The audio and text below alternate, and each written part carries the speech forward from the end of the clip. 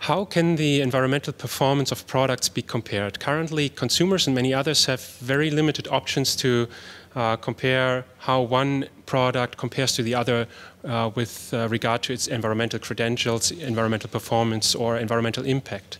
And the European Commission has recently published a communication on building the single market for green products, which aims to change this or provide a basis for better comparison of the environmental impact of products. And we asked Michele Galatola from DG Environment to join us here at the PEF Policy Conference to explain the recent decision by the European Commission and what they have in mind for the future. So I'm very happy to welcome Michele Galatola on stage with us today, here now. Good afternoon, everyone. Thank you for the congratulations, Guido, even if I don't think I did anything. As I was saying to my good friend Mark Goodcup just before the conference, all this would have been impossible without a clear political willingness at the high level. I mean, we are just people who bring the water to the mill, but then if someone decides to stop the mill, your water is useless. But anyway, this time it worked. So at the end of the day, we do have this communication on environmental footprint, both for products and organization, and the recommendation.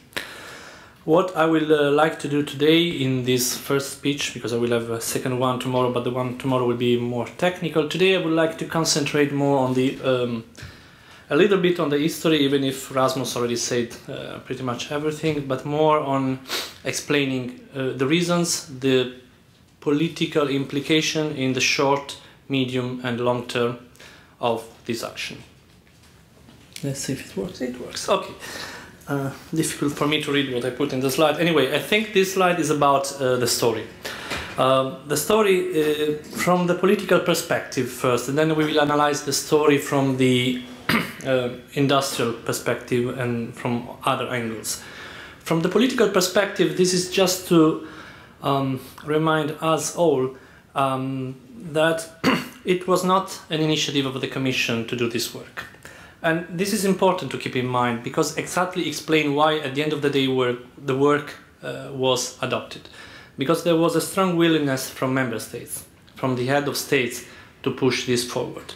And there were exemplary good cases showing us that what we were doing was possible, technically possible, and also desirable from a certain point of view. I mean, I would say excellent work that France has been doing in these years, the work that Italy is starting, the work that Switzerland is starting, and all the other things which are happening around the world were just for us a confirmation that what we wanted to do was, again, possible and probably on the right track. And this concept was, as I said, endorsed by the Council, was endorsed, or at least the Parliament was in favor, and we had that feeling through a number of parliamentary questions, which is the tools that the Parliament used to dialogue with the Commission, expressing their wishes, their desire, and also highlighting the problems they might have. And it was also a clear willingness of our Commissioner, Janez Potočnik, the Commissioner for Environment, who was really considering this as one of the major pieces of policy that he was going to deliver under his second Commission framework, and he considered this as being part of the legacy that he will leave after he leaves. So all this to say that from the political point of view we were on safe grounds, but then that was not enough, because then we had to deal with the does it make sense? Because I mean, not always what the Commission proposed makes sense, that's we know, but in this case, does it make sense? Well, we had, as Rasmus said, oh, thank you, lovely. As Rasmus said, before taking any action, there was some time in which we thought and analyzed. And our thinking and analysis were all converging in saying there are problems, there are challenges, and there is room for improvement. The problems were basically at European level, but also to some extent at international level, and there were problems related to the mushrooming of initiatives. We have too many labels. too many labels saying similar things, and too many labels saying things in a way which is sometimes hardly to verify. And this is why at the beginning this biodiversity of labels was seen as positive, was seen as a sign of the market developing, of a request from consumer. At a certain point we passed the limit, in the sense that all this abundance of information and the first scandals about information which was misaccurate started to change the scenario, and then converting it in a scenario where consumers were starting not to rely anymore on labels. And that was very clear for all the social behavioral studies that have been carried out in Europe and outside Europe in the last, I would say, 5 years.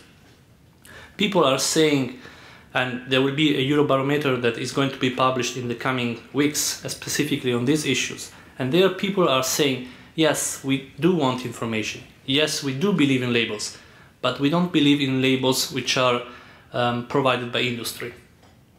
They are starting to lose their trust. They don't trust anymore so much labels, unless there is, they say, a governmental institution confirming and verifying. They want third-party verified labels. And there is also a kind of strange thing, because on one side consumers are saying, yes, we have enough information, we have a lot of information, but on the other side they're asking for more information. And when you dig into the questions, then you realize that what they want is, on one side, the possibility of having synthetic information, but at the same time to have the possibility, if so they like, to dig into that information and to analyze more. So they want to be offered the choice of how deep they can go in verifying the information, and they want this information to be verifiable by independent parties. And many of the labels in Europe are not able to provide all that in terms of security of the information. And then member states started to tackle the issue, and that's France started their work, and their work was not based on a market failure, or at least was partly based on market failure. I think, and correct me Sylvain if I'm wrong, the starting point of the French authorities was, we want to ensure the right of the citizens to receive correct information. So you were attacking it from the side of the consumer. We were also looking at another part of the problem, which is all this unfair competition and misleading claims. In the last 5 years, we had a 500% increase in misleading claims in Europe. All this is putting pressure on companies, because they are more and more forced to provide information, either requested by governments or requested by their supply chain, and often through the methodologies which, as I keep saying, are similar but different. And this is causing cost for industry. And this is the second reason which explains what Guido called a success. Usually, whenever DG Environment try to develop policies, there are a number of I would say, lobbies which start shooting at us because they say you are going to decrease competitiveness, you're going to increase costs and things like that. In this case, with few notable exceptions, I would say 2 notable exceptions, all the companies who were active in Europe and also outside Europe were actually coming to us and say, please go ahead, we need this, you're doing the right thing, just try to keep it implementable also from the cost perspective, from the SME perspective, which of course we aim at and we are trying to. But in this case there was a clear consciousness from industry that something was needed before the situation was going to become out of control. Because if you lose the trust of consumers once, and then it's extremely difficult to get it back.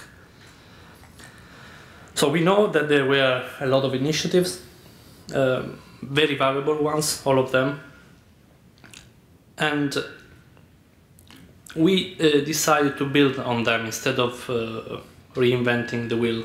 That's why I turned to the guy sitting there, Mr. Ranapant, and then I said, Rana, we have this challenge, please don't close yourself in the office and start writing a new methodology, but try to see what works in the existing ones and just correct what is not working. Now, some figures which I decided to give you from the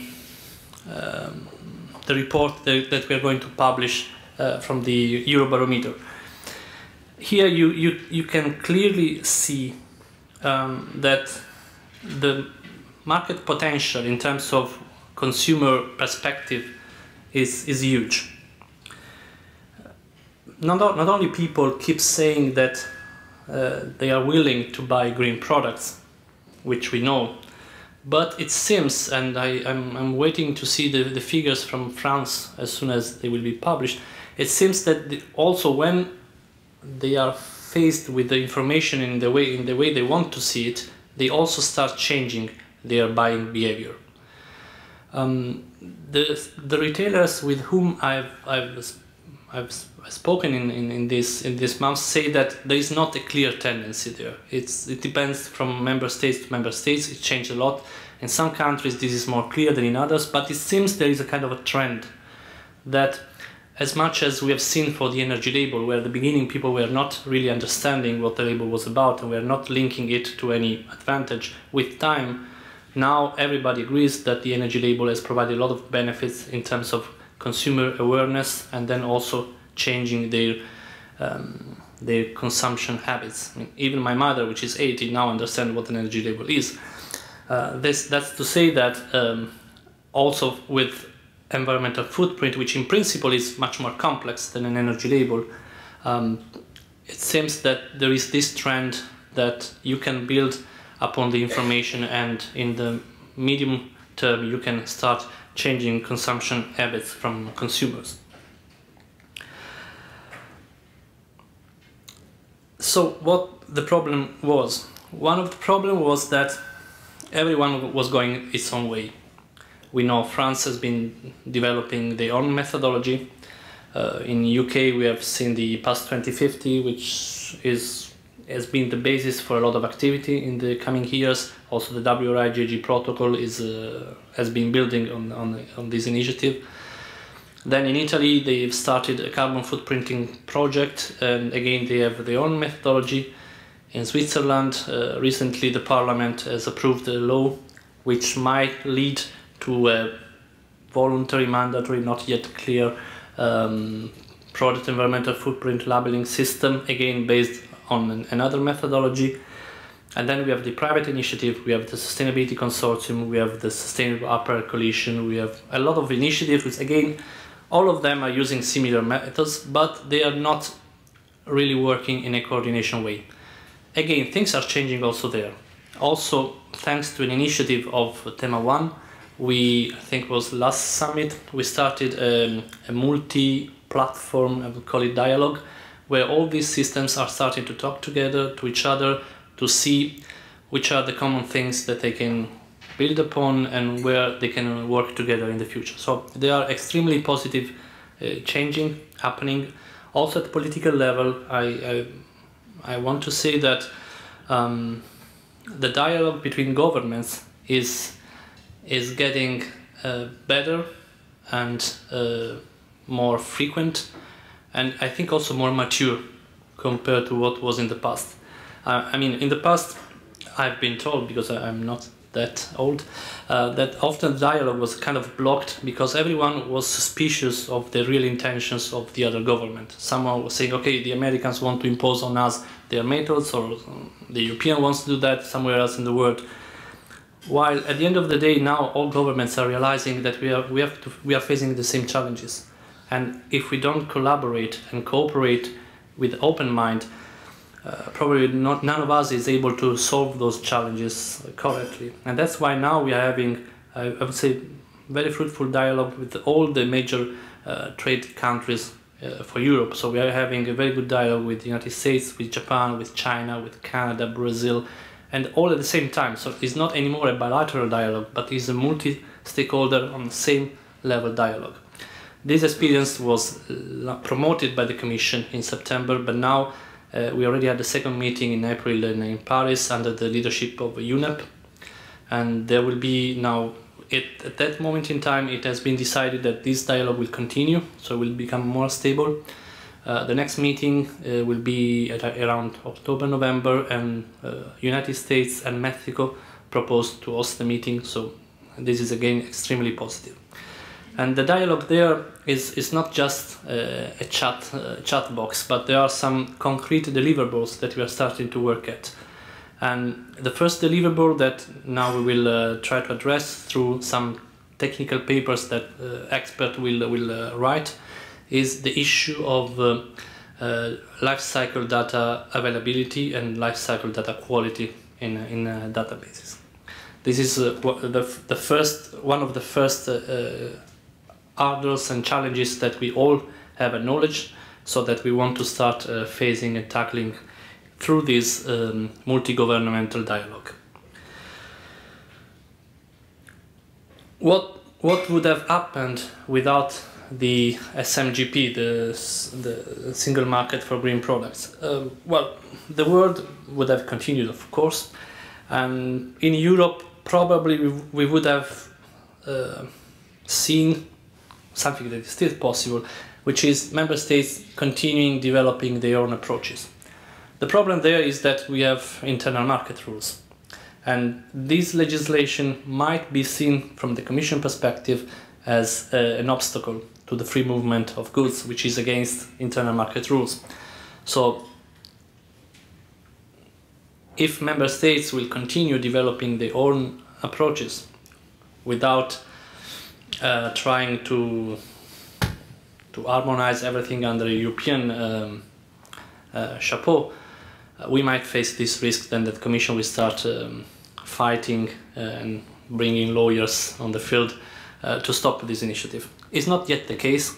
None of the member states has notified legislation to the Commission, and until there is a notification, there is no formal opinion.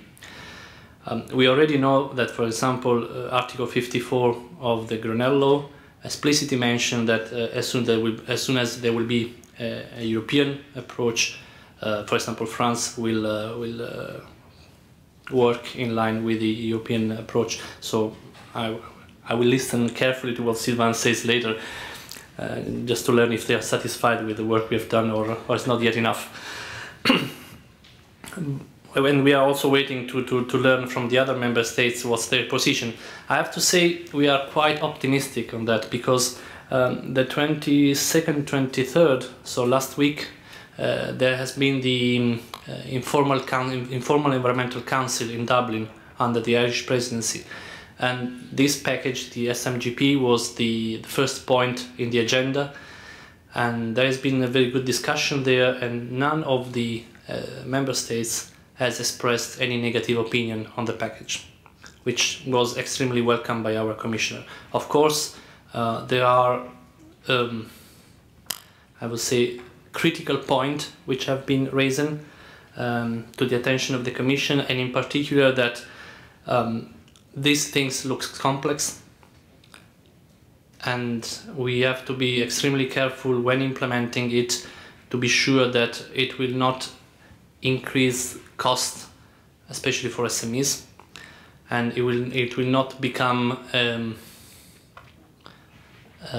a way to introduce a barrier to trade, which is of course something that rightly so, particularly developing countries, are afraid of. And the Commissioner reassured everybody there that exactly these are two things that we want to avoid. And that's why, first of all, we have decided not to issue any legislation now. So that's why we will have the pilot, which we will talk extensively tomorrow. That's why already the issue on developing countries has been analyzed from the WTO perspective to see exactly which are the issues there and how we can cooperate on that. And that's why within the period of the pilot, the Commission will launch a number of satellite initiatives addressing exactly this issue of SME, for example, trying to develop supporting tools for them in a number of ways that I will explain either today or tomorrow. But all these issues are evident, clear to us, and we are working in order to minimize the impact, the negative impact on this action. Of course, when someone says, yes, but all this is complex. Yes, but life is complex. LCA is just trying to model life to a certain extent. And we have to simplify, but we don't have to become simplistic. So there is in the simplification a way to keep the science behind strong without compromising on the quality of the outcome. So the simplification it shouldn't be on the methodological level, it should be more on the implementation level. And that's where, again, we rely on JRC to come out with solutions to the different problems that we'll be facing.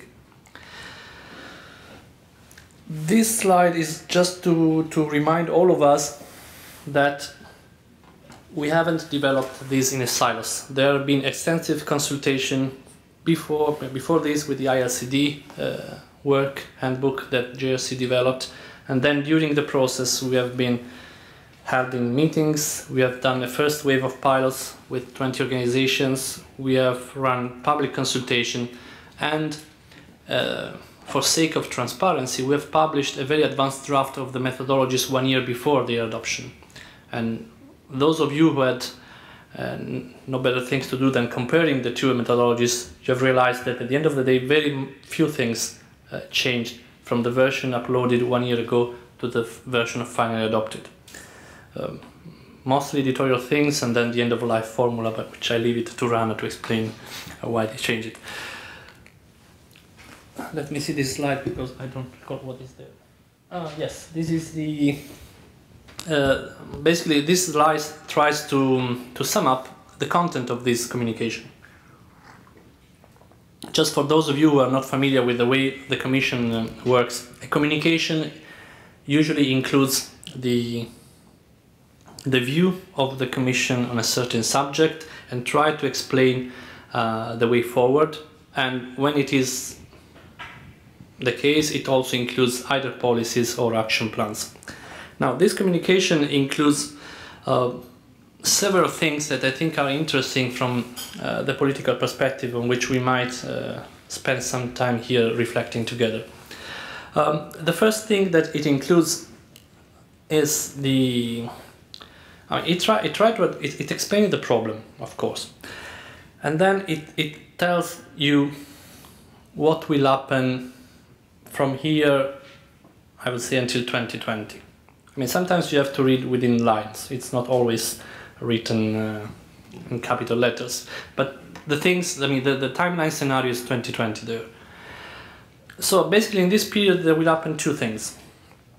On one side, we will work in collaboration with other services like DG Sanco, DG Justice, on improving the Unfair Commercial Practice Directive, which is the piece of legislation we have in Europe addressing claims, including green claims. It was discussed the possibility of revising this regulation, but then we agreed internally that was probably premature. And was premature because in reality the directive has not been implemented extensively as it should be, because the implementation of this directive is left to each member state. And in each member state they are interpreting the directive in slightly different ways. That's why the Commission agreed to write these guidelines on the interpretation of the directive. These guidelines can be improved. So the first thing that we will do in the coming years is to improve these guidelines, to make them more understandable, to provide their better clarification in terms of definitions, what a green claim is, what a green product is, and so helping the enforcers to use this piece of legislation. Now I just want to as I was mentioning the word interpreting, I want to just have a very small digression here. I've noticed in the conference website, but I also heard from other people that as soon as the communication was adopted, some colleagues, some consultants start to write interpretation guides to our guide. Well, how shall I put that?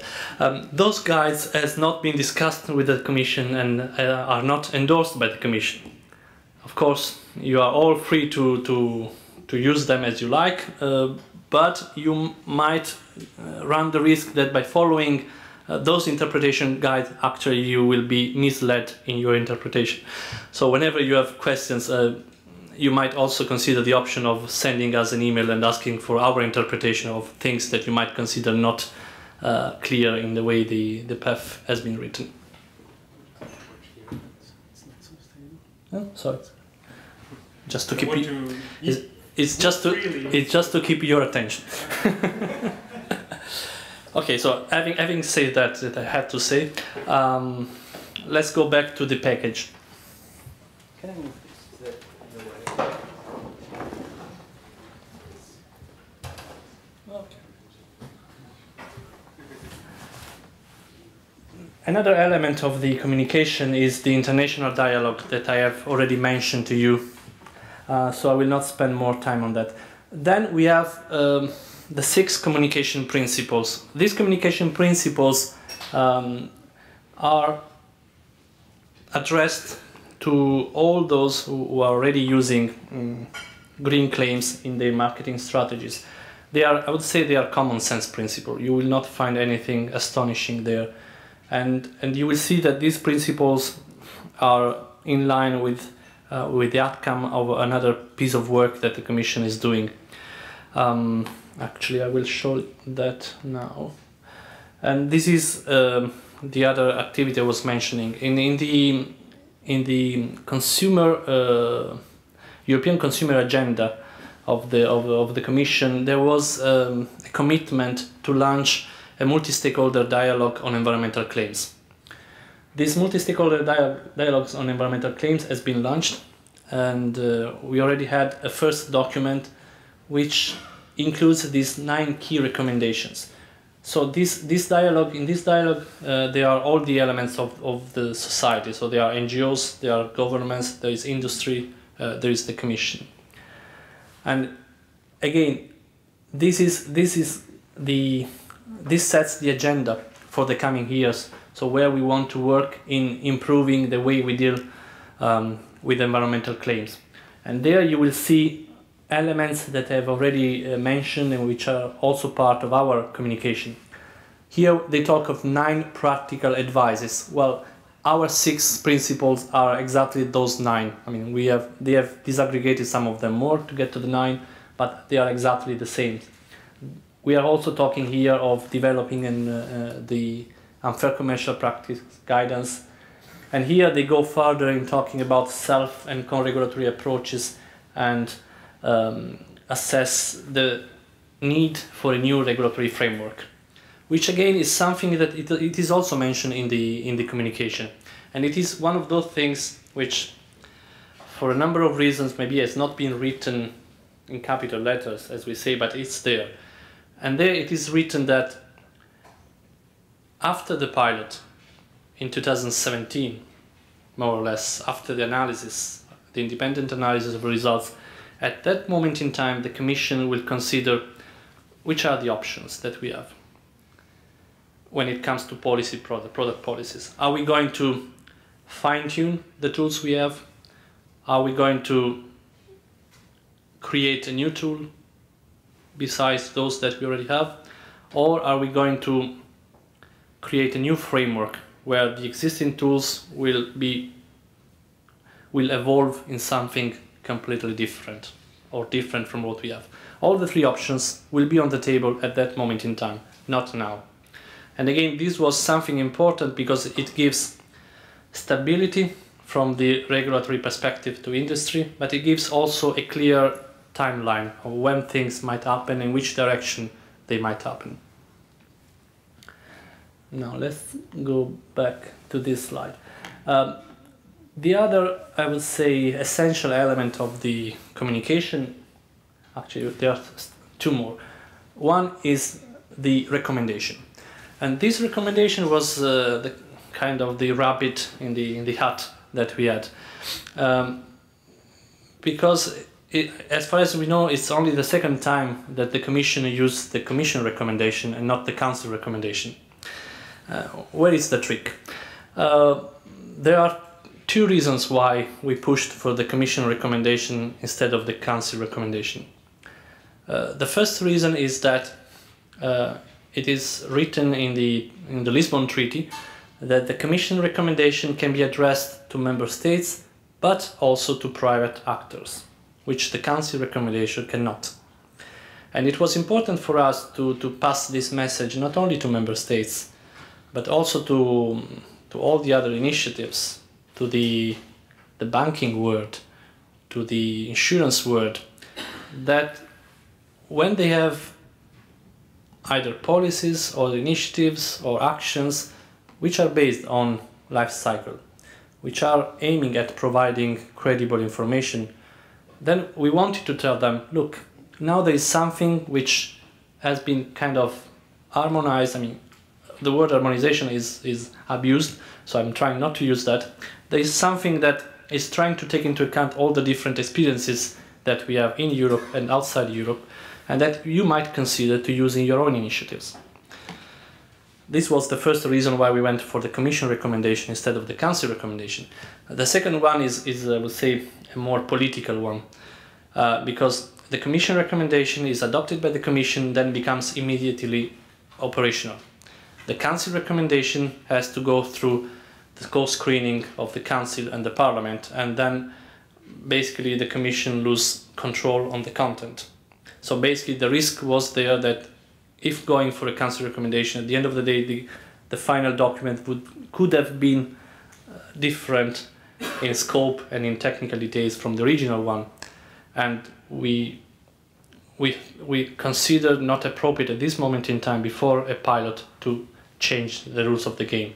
Of course, after the pilot, when there will be a decision on policy, then of course it will be to Council and Parliament the power to decide, to define it in details. But just we decided not to anticipate that until we have all the information available to them to judge and to consider as appropriate. So we have this recommendation on product and organization environmental footprint to Member States. Again, everything is voluntary. There is a list of possible use that we suggest is non-exhaustive list, and we will be really willing to work with Member States to help them implementing these policies if they consider that appropriate. And then we have the pilot. Well, the pilot is, I would say, the major outcomes, and the pilot, again, we will talk more about it tomorrow, but basically there are a lot of expectations about that. I can monitor that from the number of emails and phone calls I'm receiving on a daily basis. There are expectations from those who believe in what we are doing, because they say, okay, we think this is the right thing to do. We have to work on the details because the evil is in the detail. We have to see how much it's going to cost, who is going to pay, who is going to verify, because verification is one of the key words here, and how we can communicate this to our stakeholders. Because the PEF and OEF as general methodology cannot deliver all this. They need some implementing steps. And there is a lot of expectation on the side of those who are not so enthusiastic about it, because they see the pilot as a way to kill the action. And it's clear, I mean, we don't need to be naive. We know that that's the game that we have to play. Industry played the same game during the first pilot. There was the good willing who really came with comments, constructive comments, and there were those who accepted to be in the pilot just to destroy it. But that's okay, because in the arguments of both we can improve the methodology. And we are not sure it's going to work ourselves. If we were sure that it's going to work ourselves, we wouldn't have gone for a pilot. I mean, we have done it in the past. We just have a regulation or a directive and then, okay, Member States, please implement it. No. This is potentially an approach that might deliver very important results if it is implemented in the right way. If it is implemented in the wrong way, it may cause more damages that he wants to repair.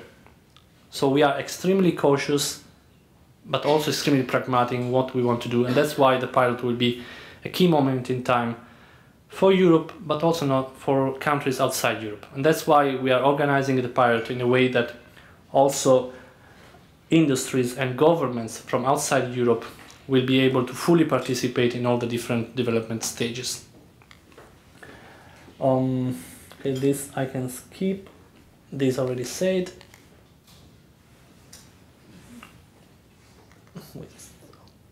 Well, I have said already a lot of things. Yeah, okay. As Erasmus said, why we abandoned the carbon footprinting and now we will have the PEF World Forum. I have to make a trademark of that. Well, exactly because you all know the carbon is sometimes misleading indicator for some product groups. It doesn't tell the whole story. Not even water itself tells the whole story. Nothing by itself tells the whole story. Let me be clear, not even PEF tells the whole story.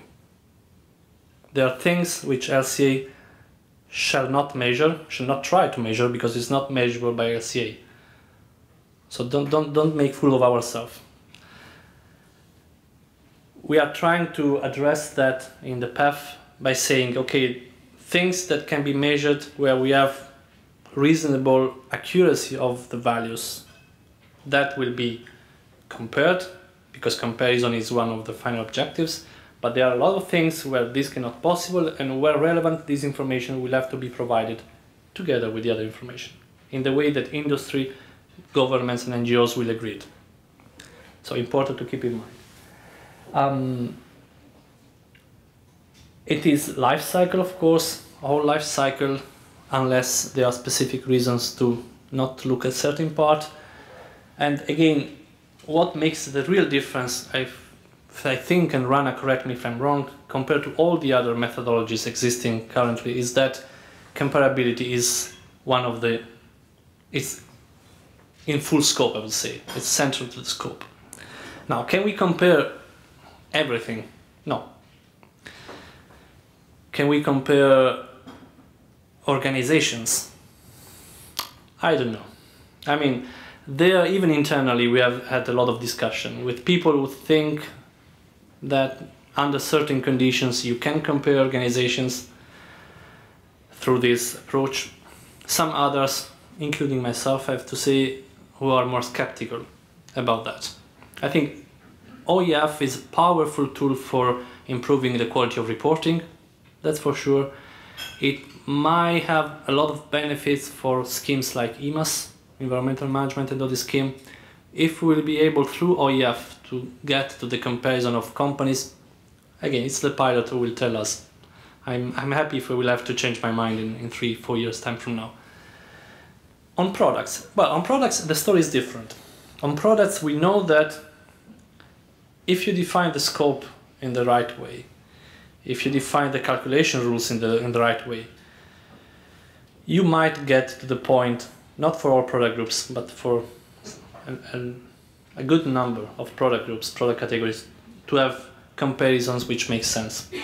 Again, there are products where, for a number of reasons, I would personally not have them in the pilot because they might lead to a failure. And again, not a failure because the methodology is not right, but because there are certain conditions which are not mature yet. For example, in terms of secondary data available, or even the issue of the innovation cycle. I mean, if a product is old after 6 months, and it takes 2 years to develop the category rules, it doesn't fit. I mean, when we have the rules, it will be for products which are in the prehistory. So there are some products for which we might not get there. Okay, this is simply the list of things that Mr. Pant and his colleagues have analyzed before writing the PEF OEF. How does it fit compared to the other footprints? Well, it's there. I mean, it's in, as the name say, it includes all the mono-issue footprint. It is close, very close to ISO 14044. Again, there are deviations. We don't have to hide behind the finger. we had taken some decisions from the methodological point of view where we will deviate from ISO because, again, the issue of comparability mainly. It is quite close to the management system standards. That's why we see a lot of useful link with EMAS, for example. And it is also very close to the 14 or 25, where I'm sure we will have a lot of questions on how far it is from EPD, what we do now with the EPD, the existing EPD. Have we wasted years and years doing things that now are, have the same value of the paper on which they've been written? I'm expecting this question and I will be willing to reply. We can skip that. So, do you think it's different? I mean, I'm sure you have read the PEF. Do you really think it is so different from traditional LCA? How many of you think it's really a revolution? Please raise your hand. Evolution or revolution? Revolution. No one? How many of you think that at the end of the day you will not have to learn so many new things in implementing this compared to what you have been doing with traditional ISO standards? Raise your hands, please. Rana? No, I was asking you to turn your head and see it. I mean, looking at the number of hands, you have done very well, because exactly that was the intention. The intention was not to change your life. The intention was not to modify your habits. The intention was to try to improve ISO when possible. Understanding that is not the problem is not ISO per se. It's not that ISO standards are not good, but they cannot deliver what we wanted because of mainly the too many flexibility which is built in ISO standards. So where we deviate from ISO? Well, there are certain issues where things are clear, some others are more borderline. Normalization and weighting, which is something that puts Rana and myself on two sides of the river. There we are deviating in the sense that even if PEF does not require normalization and weighting, in the development of the category rules and sector rules, normalization and weighting will be asked and will be requested. Then there are issues related to data quality, where we are probably more clear than ISO without deviating from ISO, and other things like probably cutoff rules and things like that. But again, I don't want to take out arguments from Rana's speech. Okay, well, I listed them. These are some of the clear requirements that we have. That doesn't mean that we are deviating from ISO. It only means that compared to ISO and compared to other methodologies on this, you will not find 5 or 6 alternatives. On most of these things, you will only find one alternative. That means no alternative. Of course, in some cases, like allocation rules, they are still less alternative, I would say, than in ISO standards. So, why we think this is a simplification against those who say that this is too much complicated? Well, first of all, it's one methodology instead of very many. This is an argument industry understood since the very first day. It will have few and clear rules for product category and sectorial rules. When it comes to communication of final products, we are building upon the experience of France and saying no more than 3 indicators. That's also what social behavioral studies confirmed. People cannot process more than that.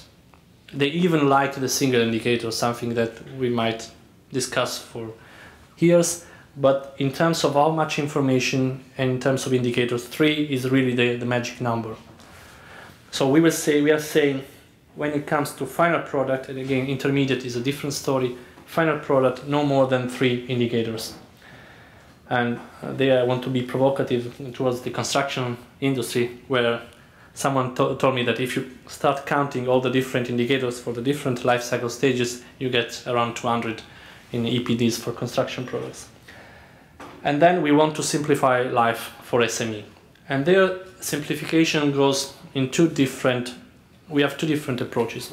On one side, we are trying to think if there is room for the Commission to work on kind of software-like, not calculation software. So there is a market outside. We don't want to compete with that market, but more on an user-friendly interface that would help with an open source code would help to SMEs to interpret, to input the data as they need in order to be PEF compliant without doing calculations. Again, that's for someone else.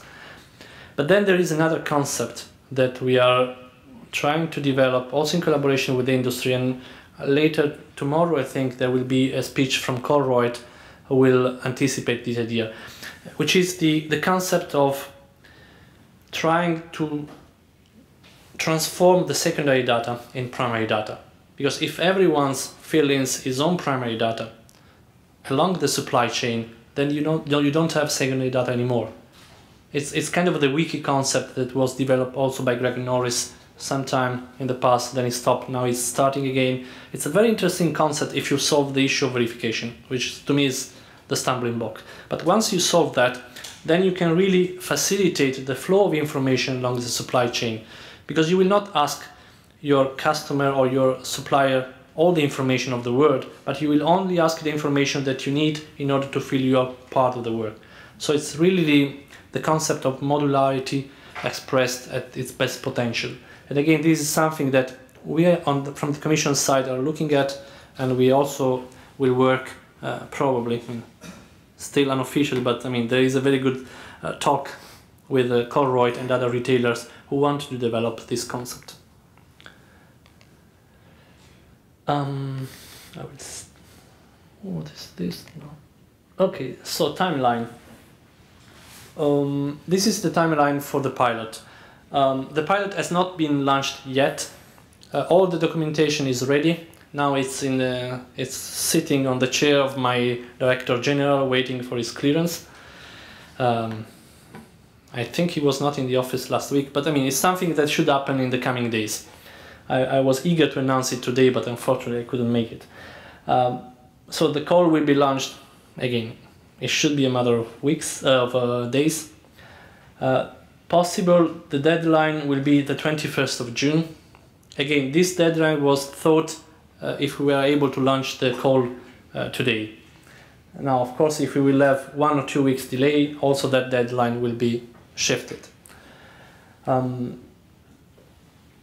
The Commission doesn't have any specific sector or product already in mind. What we intend to do, we intend to offer to the different stakeholders, member states, NGOs, industry, the possibility to suggest for which product and which sector to do the work. And they will have two possibilities. Either they will have the possibility to propose themselves as developers, and then tomorrow I will explain you the governance so you will understand some of the terms that I'm using today. So either they can lead the work, or they can propose and ask the Commission to do the work, to lead the work. Both options will be ready. Of course, if industry propose to lead, we prefer that because they have the knowledge. Also governments and NGOs, they have the knowledge. We prefer so. And we have limited resources, so we'll only be able to run ourselves a limited number of pilots. Probably 3 for the first year, 3 for the second year. There will be 2 calls for pilots. One now that will be open to all product groups but food and drink. And the reason why there will be no calls on food and drink now is because there is another initiative in which the Commission is taking an important role in collaboration with the industry, which is the Sustainable Food Roundtable Initiative. And the Sustainable Food Roundtable Initiative has developed the EnviFood protocol, which is in line with the PEF and is basically the PEF adapted to the food and drink sector. They are now testing the EnviFood protocol until September. Then there will be an analysis of this test, and then the agreement with the steering committee of the Food Roundtable is that in 2014 they will start piloting the development of product category rules, and then it makes a lot of sense for us to work together with the Food Roundtable Initiative and do this job together. So the second call in 2014 will be mainly targeting food and drinks. If there will be resources, we might also open it to some of the sectors where we couldn't cover enough during the first call. So for the first call, we hope to start the pilot end of September, early October, more or less.